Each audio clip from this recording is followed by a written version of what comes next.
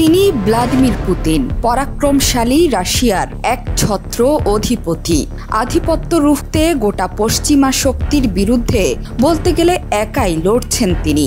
ইউক্রেনে ছদ্মবেশে তার রুশ বাহিনীর বিরুদ্ধে লড়ছে ন্যাটোর সেনাদল, অথচ আন্তর্জাতিক অপরাধ আদালত আইসিসি উল্টো পুতিনের বিরুদ্ধেই জারি করে গ্রেফতারি পরোয়ানা। এই পরোয়ানার নিয়ম অনুযায়ী পুতিন আইসিসির সদস্য কোনো দেশ সফরে গেলে তাকে গ্রেফতার করা যাবে, কিন্তু পুতিন যেন আছেন সেই পুতিনই। বলা যায় রীতিমতো আইসিসির গ্রেফতারি পরোয়ানাকে থোড়াই কেয়ার করে শুরু করলেন মঙ্গোলিয়া সফর। উল্লেখ্য, মঙ্গোলিয়া আইসিসির সদস্য রাষ্ট্র। রুশ প্রেসিডেন্ট ভ্লাদিমির পুতিন মঙ্গোলিয়াতে পৌঁছেছেন। মঙ্গোলিয়াতে উষ্ণ অভ্যর্থনা পেয়েছেন পুতিন।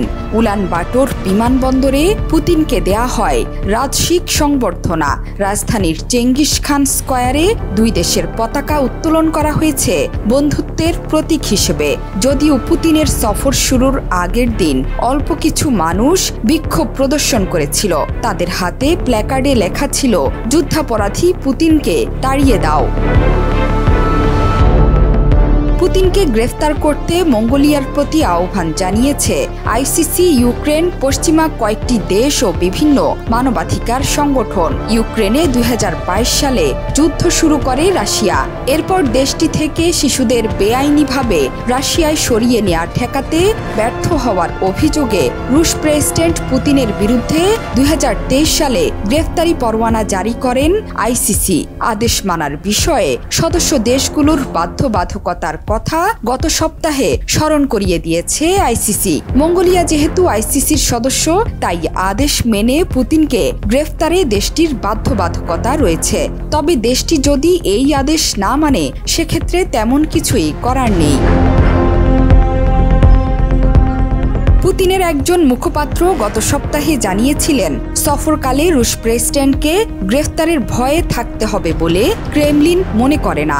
আর এই পরোয়ানা সম্পর্কে শুরু থেকেই নীরবতা পালন করে আসছে মঙ্গোলিয়া সরকার। তখন সবাই ধরেই নিয়েছিল উলানবাটোরে পুতিনের কোনো সমস্যা হবে না। পূর্ব এশিয়ার দেশ মঙ্গোলিয়ার সঙ্গে চীন ও রাশিয়ার দীর্ঘ সীমান্ত রয়েছে।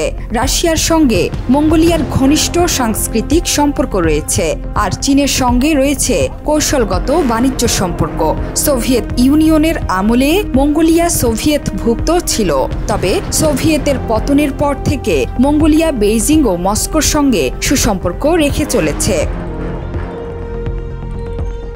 ভ্লাদিমির পুতিন মঙ্গোলিয়া সফরের আগেই সতর্ক করে বলেছিলেন, রাশিয়াকে থামানো সম্ভব না। তিনি বলেন, সীমান্তে ইউক্রেনীয় বাহিনীর অনুপ্রবেশ রাশিয়ার যুদ্ধে অগ্রগতি থামাতে পারবে না।